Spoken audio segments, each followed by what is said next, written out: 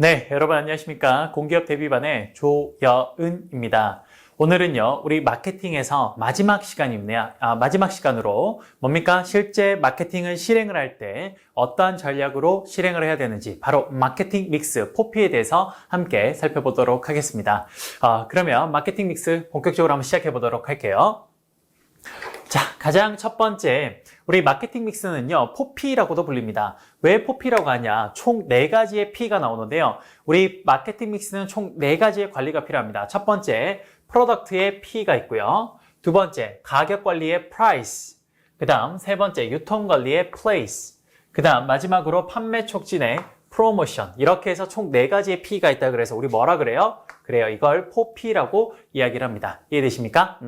그러면 지금부터 우리 이 4가지의 포피, 마케팅 믹스를 하나하나씩 보도록 하겠습니다. 첫 번째, 제품에 대해서 한번 보도록 하죠. 자, 우리 제품이요. 어떤 식으로 관리가 되어야 될지 첫 번째 제품 관리에 대해서 함께 보도록 할게요. 자, 우리가 흔히 말하는 제품을 관리할 때는요. 여러 가지가 중요한데 그 중에 가장 중요한 게 뭐냐? 첫 번째, 브랜드입니다. 어떤 제품마다 항상 브랜드라는 게 붙는데요. 그 브랜드를 어떻게 가져가는지가 굉장히 중요합니다. 그래서 지금부터 우리 제품 관리의 첫 번째 브랜드에 대해서 함께 좀 살펴보도록 할게요. 자, 우선 브랜드 잠깐 보면요. 우리 브랜드에는 브랜드 종류부터 한번 볼게요. 브랜드 종류는요. 첫 번째 뭐가 있냐? 제조업자 브랜드가 있고요. 두 번째 유통업자 브랜드가 있고, 세 번째 무 브랜드가 있습니다. 여러분들 우선 첫 번째 제조업자 브랜드는 뭐냐면요. 여러분들이 생각하는 대부분의 제품마다 가지고 있는 그 브랜드는 다 거의 제조업자 브랜드라고 보시면 돼요.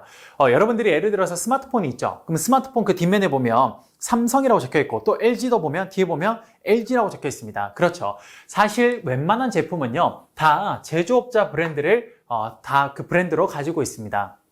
우리가 흔히 생각하는 일반적인 브랜드는요, 사실 거의 제조업자 브랜드라고 생각해도 과언이 아닙니다.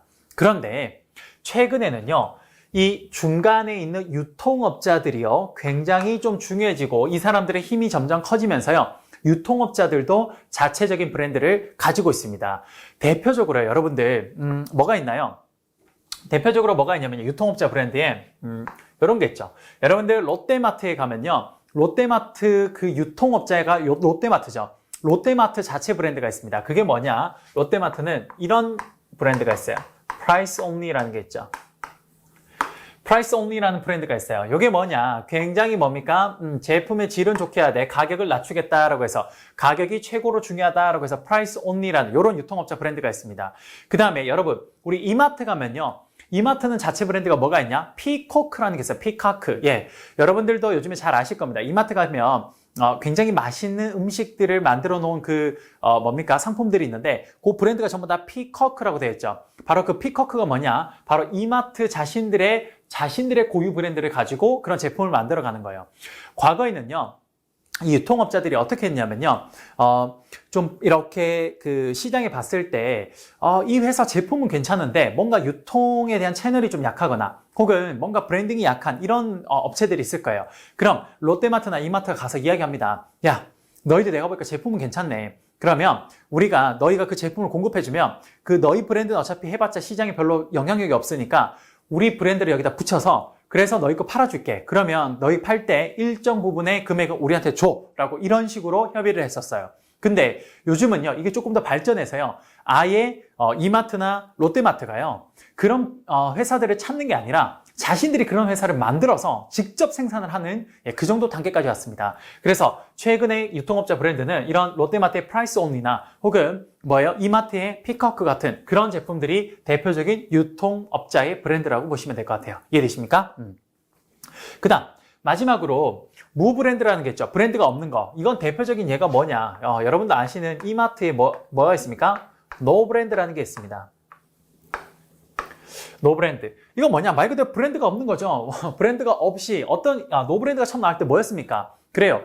이 노 브랜드의 슬로건 이거예요. 브랜드가 아니다. 뭐다? 소비자다. 예, 맞습니다. 워낙 요즘 경기가 힘들어지니까 사람들이 전부 다 가성비, 값 이런 것들을 많이 생각을 해요. 그러다 보니까 이마트에서 어떻게 생각을 했냐? 그래, 브랜드 만들고 거기다 마케팅 비용하고 광고 쏟고 이런 것보다는 차라리 그런 비용 아껴서 제품의 퀄리티를 훨씬 더 좋게 하면서 가격을 낮추자라고 해서 노브랜드라는 이런 걸 만들었죠. 말 그대로 브랜드가 없는 겁니다. 그래서 노브랜드라는 제품을 만들어서 제품 뭐 이름도 없죠. 거의 없고 뭐 보면 뭐 N15 제품 혹은 뭐 N14 제품 이런 식으로 되어 있습니다. 여러분들도 그 노브랜드라는 제품을 사봐서 아시겠지만요. 어때요? 그래요. 동급 제품 대비 굉장히 가격은 낮고요. 반면에 퀄리티는 굉장히 좋습니다. 예, 그런 것들이 대부분 노브랜드, 뭡니까? 무브랜드인 거죠. 참 근데 역설적이게도요. 이 이마트의 노브랜드는 브랜드가 없이 나와서 뭡니까? 이 소비자들한테 가성비 갑의 제품을 제공하겠다라고 나온 건데 노브랜드가 이제 하나의 브랜드가 되어버렸죠. 그리고 워낙에 인기가 좋다 보니까 아예 노브랜드 매장이 독립해서 나오기도 합니다. 그래요. 바로 그런 것들이 뭐냐? 무브랜드, 노브랜드라고 보시면 될 것 같아요. 브랜드 종류는 제조업자 브랜드는 우리가 일반적으로 아는 대부분의 어떤 제품들에 붙는 브랜드는 거의 대부분 제조업자 브랜드인데 요즘은 그런 제조업자가 만든 제품을 유통하는 업체들이 굉장히 힘이 좋아지면서 그네들도 자신들만의 브랜드를 가지고 있죠. 그런 것들이 바로 유통업자 브랜드라고 보시면 됩니다. 마지막으로 브랜드가 아예 없는 무브랜드도 있다는 거. 이게 바로 브랜드의 총 3가지 종류라고 보시면 돼요. 됐습니까? 다음은요. 브랜드의 구성 요소를 한번 볼게요. 브랜드의 구성 요소. 브랜드의 구성 요소는 총 5가지가 있습니다. 첫 번째, 브랜드명이 있고요. 두 번째, 로고가 있고요. 세 번째, 심벌이 있고, 네 번째, 캐릭터가 있고, 마지막으로 슬로건이 있습니다. 이게 바로 브랜드의 구성 요소들이에요. 대표적으로 뭐 브랜드명은 이런 거죠. 뭐 삼성 같은 경우는 삼성이란 자체가 브랜드고요. 또 지금 뭡니까? 뭐 프라이스 옵니 이런 것들도 브랜드가 되겠죠. 예, 지금 흔히 여러분들이 생각하는 그 제품들의 이름, 그것들이 전부 다 브랜드명이라고 보시면 돼요. 그 다음, 로고는 뭐냐? 예를 들어서 삼성의 로고는 어때요? 삼성은 SAMSUNG 되어가지고 요렇게 뭡니까? 요렇게 타원형처럼 요렇게 그려져 있죠. 이게 바로 삼성의 뭡니까? 로고가 되는 거죠. LG는 뭐예요? SK 같은 경우는 여러분들 뭐 이렇게 나비 모양처럼 이렇게 되어가지고 그래서 여기 SK 이렇게 되어 있는 거. 그게 바로 SK의 로고가 되겠죠. 이런 것들이 바로 대표적인 로고라고 보시면 되겠습니다. 그 다음 브랜드에 있어서 심벌은 뭐냐? 심벌은 여러분들 뭐 대표적으로 벤츠 같은 거 한번 볼게요. 벤츠 심벌은 뭐냐? 이런 거죠. 여러분도 아시겠지만 요렇게 된 거. 요게 바로 벤츠의 심벌이죠. 그 다음에 뭡니까? 아우디 같은 경우는 뭐 요렇게 생긴 게 바로 아우디의 심벌이 되겠죠. 이런 것들이 대부분 브랜드의 심벌을 의미하는 거고요. 캐릭터 같은 경우는 여러분들 우리 뭡니까? 맥도날드 같은데 맥도날드의 여러분 캐릭터 뭐예요? 그래요. 그 뭐 삐에로 같은 그 사람 있죠. 그런 것들이 대부분 맥도날드의 캐릭터가 될 거고요. 또 뭐 있어요? KFC는 그 후덕한 할아버지 있죠. 네, 그런 사람들이 캐릭터라고 볼 수 있겠네요. 됐습니까? 그 다음 마지막 브랜드의 슬로건은 뭐가 있냐? 나이키 같은 경우는 뭐가 있습니까? 그래요. Just do it 이런 거 있죠. 네, 그런 것들이 뭐 나이키의 슬로건이 될 거예요. 혹은 또 뭐 있습니까? 뭐 Nothing is impossible이라고 뭐 그런 것들도 전부 다 슬로건이라고 할 수 있겠네요. 이해되십니까? 그래요. 이런 게 바로 브랜드의 5가지 구성 요소라고 보시면 될 것 같습니다. 첫 번째 제품 관리에서 가장 중요한 브랜드에 대해서 잠깐 설명을 드렸습니다. 됐습니까? 그 다음 제품 관리에서 두 번째로 중요한 거.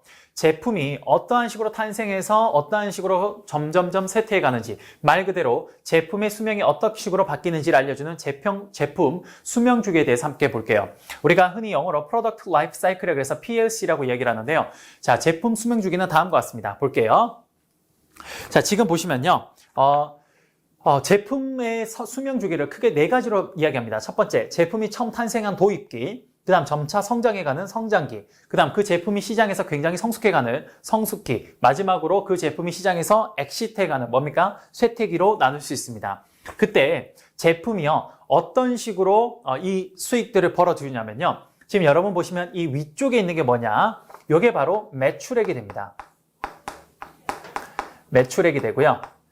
그 다음에 여러분들 거기 아래쪽에 보는 여기 주황색이 뭐냐? 이게 그 기업의 이윤이 돼요. 이윤. 그런데 보시면요. 이윤과 매출액이 비슷하게 움직여요. 뭡니까? 도입기에서 성장기, 성숙기로 갈수록 점점점 커지다가 쇠퇴기로 가면서 하락하는 건 맞아요.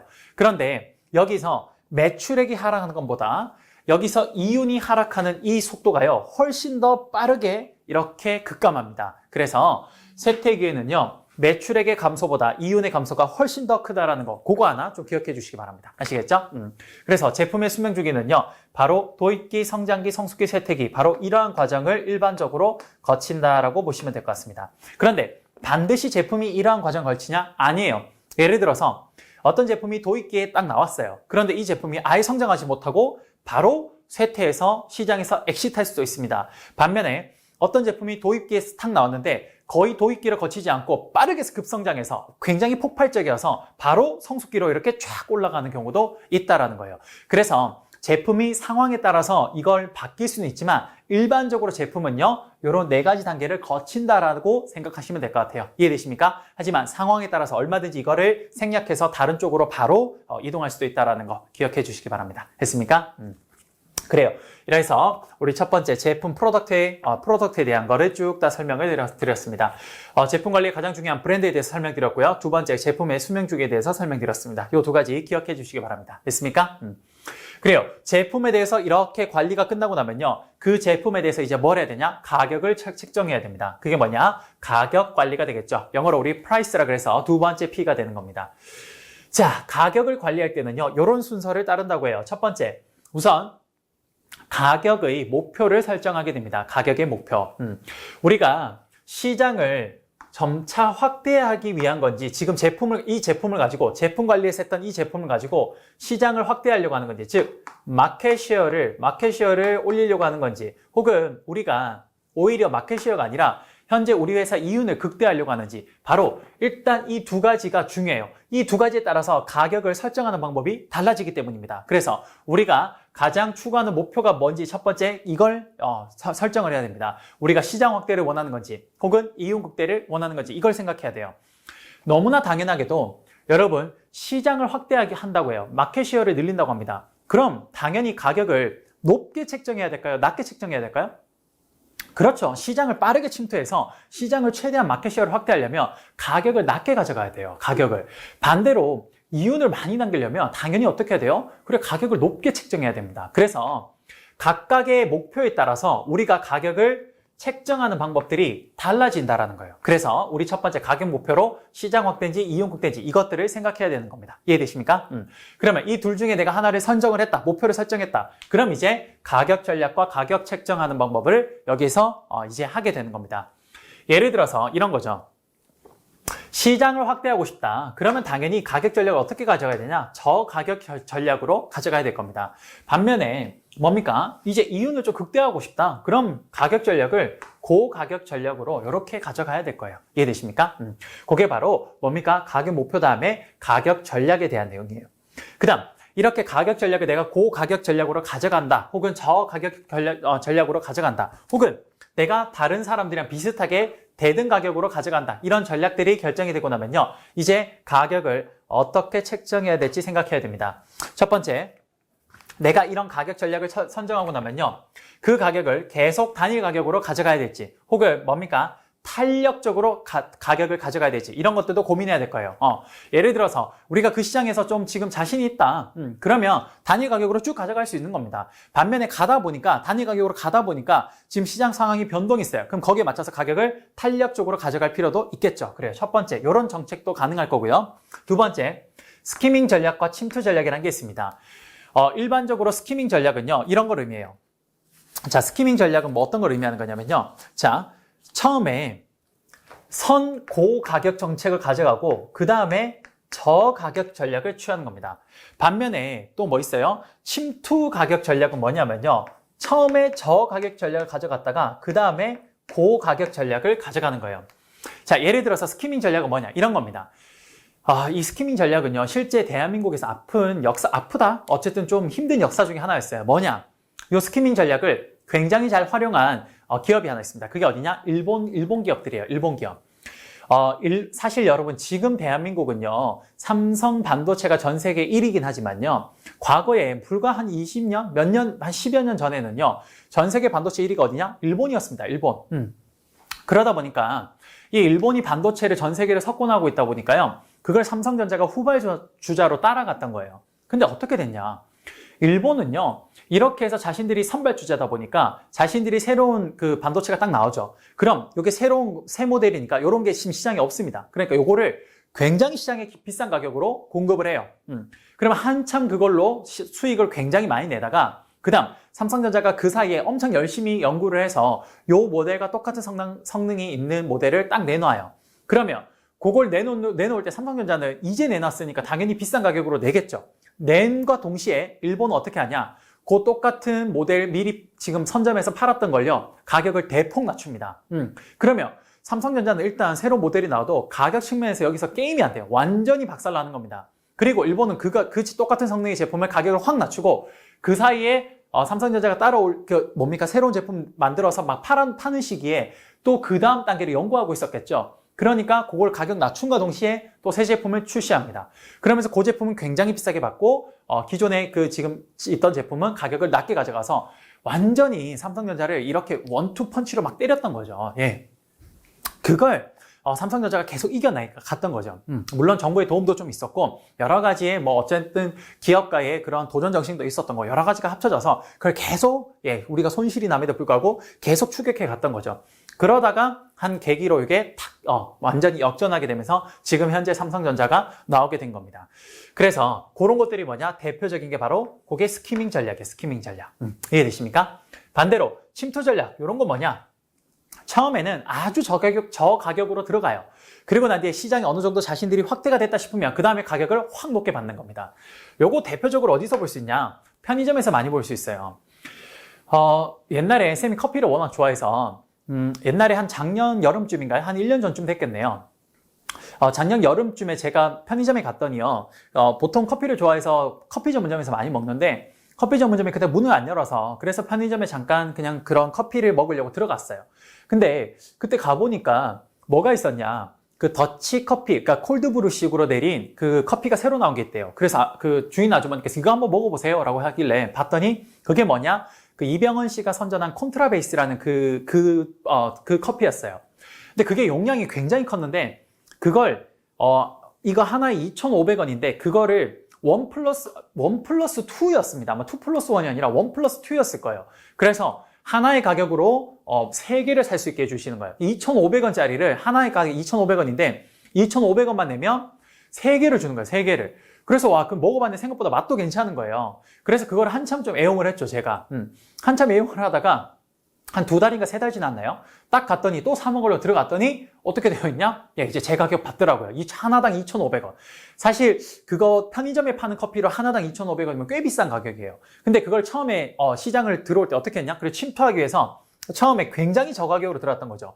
3개 2,500원이면 개당 800원밖에 안 되니까 굉장히 싼 겁니다. 그런데 그렇게 해서 시장 침투하고 어떻게 해요? 고가격으로 가는 거죠. 이게 뭐냐? 침투 가격 전략입니다. 이해되십니까? 그 다음 또 가격 정책의 마지막 소비자 지각에 의한 가격 정책이라는 게 있습니다. 자, 대표적으로 여기 4가지가 있는데요. 첫 번째, 여기 소비자 지각에 의한 가격에 첫 번째 뭐가 있냐요? 관습 가격이라는 게 있어요. 관습 가격. 여기 대표적인 게 뭐냐? 이런 겁니다. 여러분들 과자 살 때 보통 얼마 정도 가격을 예상합니까? 그래요. 한 1,500원 이런 거 있죠. 1,500원, 비싸봐야 한 2,000원. 그렇죠. 그러면 우리가 어떤 가격 정책을 펼칠 때 일반적으로 과자 제품을 내는 기업이다? 그러면 대략적으로 그 사이에서 내야 될 거예요. 그런 것들이 관습 가격 정책입니다. 껌 같은 경우는 어때요? 한 1,000원에서 1,000원 한 미만, 한 800원에서 1,000원 요 정도인 거죠. 그렇게 해서 가격을 책정하는 게 관습 가격이에요. 두 번째, 명성 가격이라는 게 있습니다. 말 그대로 그 제품의 명성에 따라서 가격을 책정하는 건데 이런 걸 많이 활용하는 데가 어디냐? 그래요. 럭셔리 제품들이에요. 그 뭡니까? 명품. 기본적으로 명품 우리가 몇백만 원 이상 정도 돼야 그래 명품이라 생각을 하죠. 우리가 만드는 제품이 굉장히 명품의 반열에 오르는 그런 만한 제품, 가치가 있는 제품이다. 그럼 그 명성에 맞는 가격을 책정하는 거. 그게 바로 명성 가격입니다. 세 번째, 단수 가격이라는 게 있어요. 단수 가격. 단수 가격은 뭐냐? 이거예요. 단수가 홀수를 말하는 건데, 여러분이 아시죠? 2,000원에 팔아도 될 걸 1,990원. 그렇죠. 그 다음에 1,000원에 팔아도 될 걸 990원. 그래요. 그런 것들이 전부 다 단수 가격이에요. 끝을 홀수로 만드는 거죠. 단수 가격 정책을 왜 하냐? 이게 참 재밌게도 10원밖에 차이가 안 나는데, 앞에 자리가 바뀝니다. 그러니까 2,000원과 1,990원은 10원 차이임에도 불구하고 앞자리 단위가 바뀌는 거예요. 큰 숫자가 바뀌는 거예요. 그럼 사람들이 어떻게 느끼냐? 10원이 차이가 난다 생각하지 않고 굉장히 큰 차이가 난다고 생각해요. 2,000원은 굉장히 비싸고 뭡니까? 1,990원은 굉장히 싸다고 느낍니다. 바로 여기에서 사람들이 그게 싸게 느껴져서 더 많이 구매하는 거. 이런 게 바로 단수 가격 정책인 거죠. 이해되십니까? 마지막으로 뭐 있어요? 마지막으로 유인 가격이라는 게 있습니다. 유인 가격. 요거 뭐냐? 사람들이 우리 회사 제품을 살려고 할 때 요 하나의 미끼 상품을 만들어서 그 가격만 굉장히 낮게 매기는 겁니다. 여러분 쌤이 정확히 그 회사 이름은 기억이 안 나는데 화장품 회사 중에 그 아마 네이처 리퍼블릭인가요? 아마 거기인가요? 하여튼 거기 어디 그 화장품 회사를 가면요. 거기 그 매장을 가면 그 여러분 아마 여성분들은 잘 아실 거예요. 그 알로에 수딩 젤이라는 게 있습니다. 그게 그 저는 쌤이 그걸 좀 사용을 하는데 어떻게 쓰냐면 그 남자다 보니까 면도를 하고 나면 여기 이제 그 소위 말해서 이 진정하는 그런 크림 같은 걸 발라야 되는데 그게 남성용이 쌤은 좀 안 맞아서 그걸 많이 활용을 하거든요. 근데 그게 이제 여름이나 뭐 그럴 때 냉장고에 놓고 그걸 나중에 면도하고 그걸 빼서 이렇게 바르면 굉장히 시원하고 좀 이 진정이 빨리 되죠. 예. 근데 그거 여러분 아시겠지만 그거 처음 나올 때 굉장히 쌌습니다. 지금도 아마 싼 걸로 알고 있는데 그게 굉장히 싸죠. 한 3,000원? 뭐 옛날에 사실 처음 났을 때 제가 알기로는 그 한 통에 1,000원으로 들었거든요. 그런 겁니다. 그 제품을 통해서 미끼 가격으로 1,000원으로 아주 싸게 만들어서 사람들이 그걸 구매하러 와가지고 그거 사면서 다른 제품도 함께 사게끔 만드는 거. 그런 것들이 전부 다 뭡니까? 그래요. 유인 가격이라고 보시면 될 것 같습니다. 이런 거 잘하는 회사가 또 있죠. 코스트코. 코스트코 가면 여러분들 꼭 사야 되는 뭐 제품 몇 가지가 있잖아요. 그 중에 하나가 머핀. 그래요.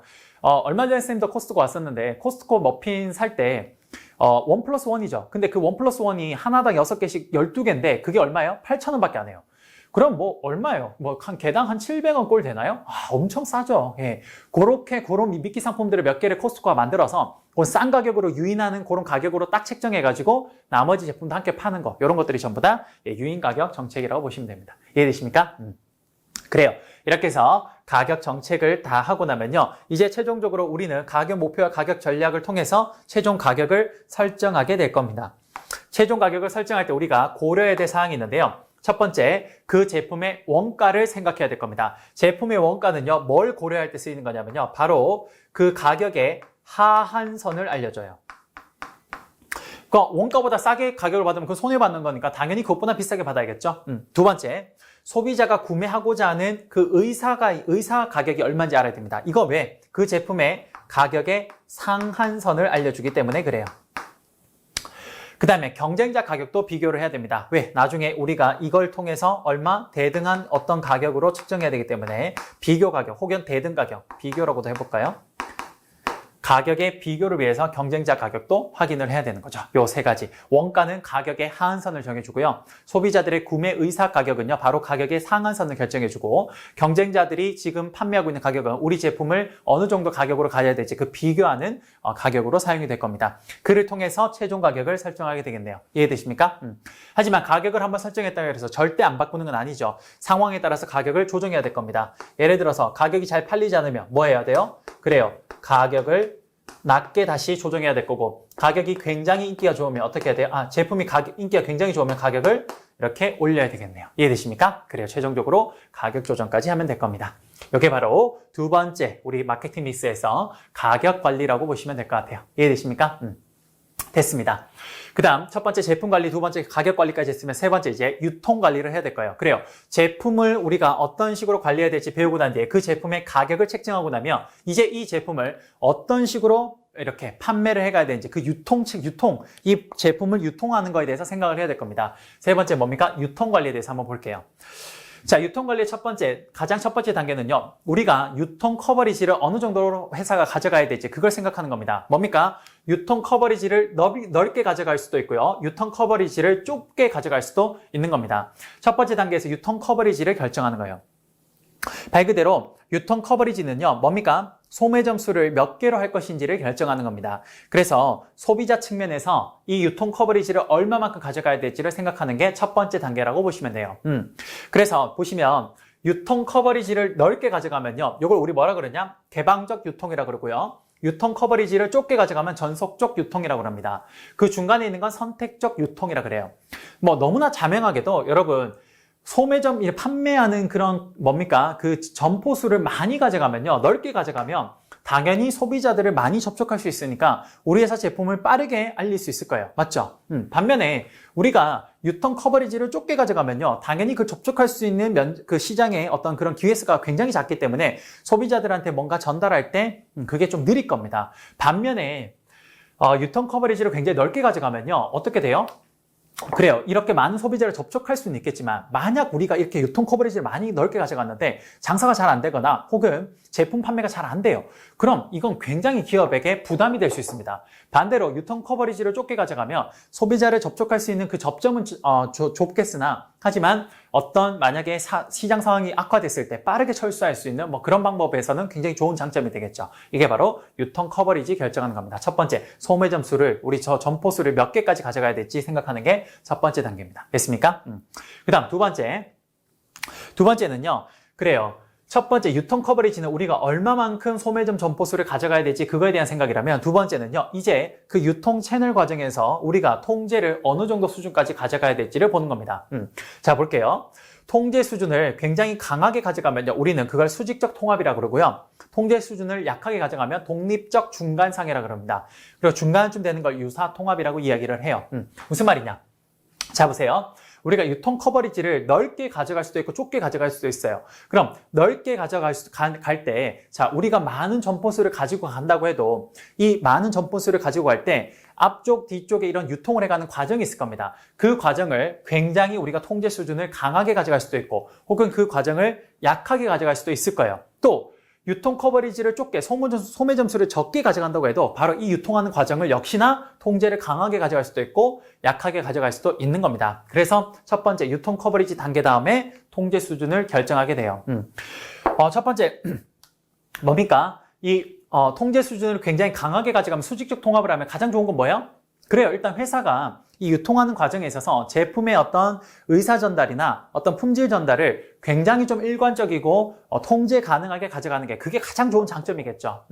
반면에 통제 수준을 약하게 가져가면요. 당연히 어떤 의사 전달이나 제품의 품질 관리가 여기서 좀 약해질 겁니다.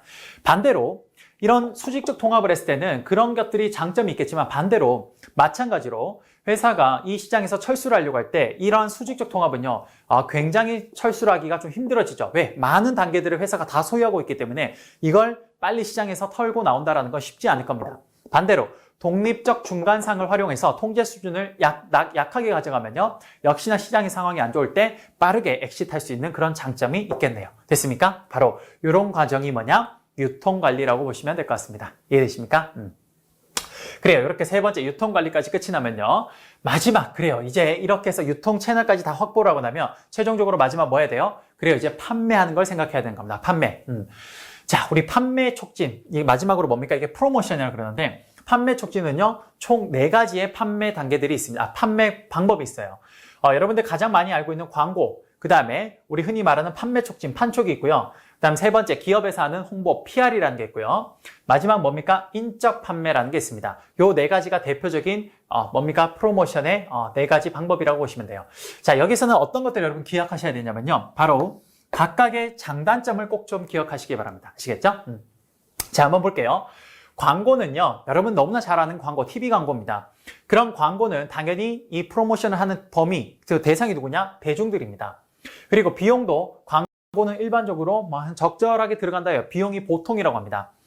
그 다음에 광고의 장점은 뭐냐? 그렇죠. 메시지를 신속하게 전달할 수 있습니다. 찍고 바로 방송에 내보내면 혹은 신문지면에 실어버리면 바로 전달할 수 있죠.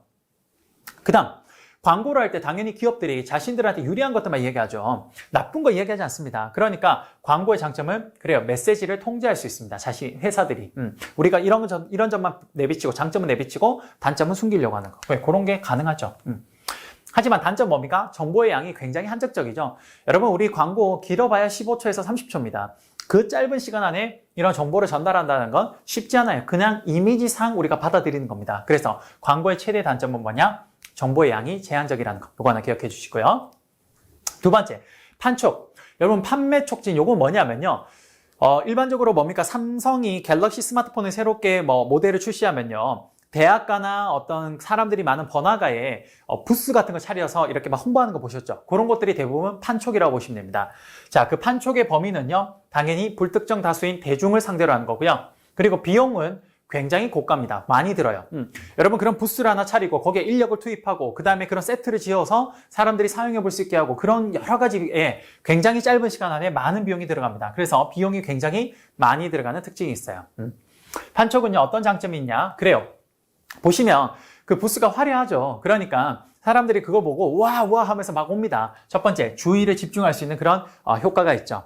두 번째, 그래요.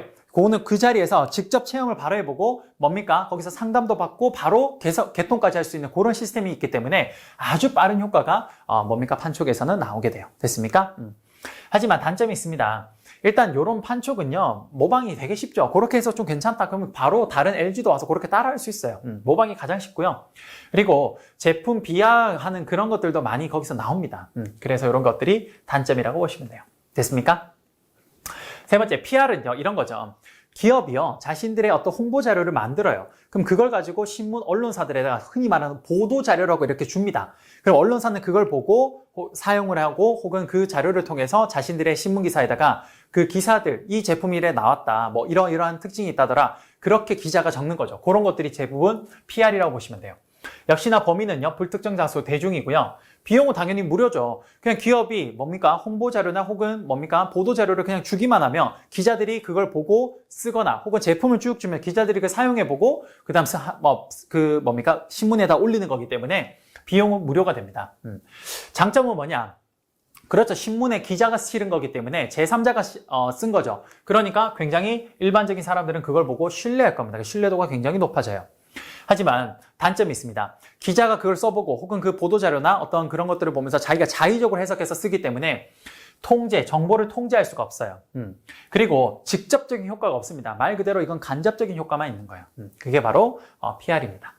마지막, 인적 판매 한번 볼게요. 인적 판매는요, 흔히 생각하는 우리 방문 판매, 직접 가서 이렇게 판매하는 거. 우리 방문 판매는요, 그래요. 대상이 누구냐? 그래요. 개별 고객입니다. 그 집에 있는 그 주부들이나 혹은 뭐 아저씨들 혹은 우리 뭐 학생들 이런 개별 사람들한테 가는 거라서 당연히 타겟은 누구냐? 개별 고객이 되죠. 비용은요, 굉장히 고가입니다. 가장 이 4개 중에 가장 비싸다고 보시면 되죠. 왜?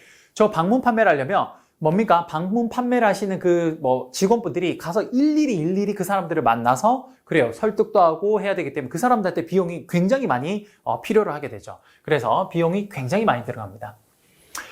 방문 판매, 인적 판매의 가장 큰 장점은요. 그래요. 이 사람들은 훈련되어 있는 사람들이 가서 이야기를 하는 거기 때문에 정보의 양이 굉장히 많아요. 자세하게 알려주고 고객들이 필요로 하는 정보들을 자세하게 알려줄 수 있죠. 그래서 정보의 양을 굉장히 많이 제공할 수 있다는 거. 두 번째, 거기서 어떤 고객들이 어떤 거 물어보죠. 그럼 바로 즉각적으로 피드백을 받을 수 있습니다. 그래서 이런 것들이 장점이 되죠. 됐습니까? 마지막으로 단점은 뭐냐? 그래요. 비용이 일단 너무 많이 들고요. 이게 개별 사람들을 만나야 되다 보니까 결국 뭡니까? 진행이 굉장히 느립니다. 이런 것들이 바로 인적 판매, 방문 판매의 우리 단점이라고 보시면 될 것 같아요. 이해되십니까? 그래요. 우리 판매 촉진의 총 4가지에 대해서 장단점을 봤고요. 마지막. 제품의 수명주기. 우리 지금 방금 배웠던 여기에서 프로덕트 라이프 사이클과 지금 뭡니까? 각각의 라이프 사이클에 맞는 판매 촉진 수단의 중요도를 함께 그려놓은 겁니다. 이것도 하나 기억해 두시기 바랍니다. 뭡니까?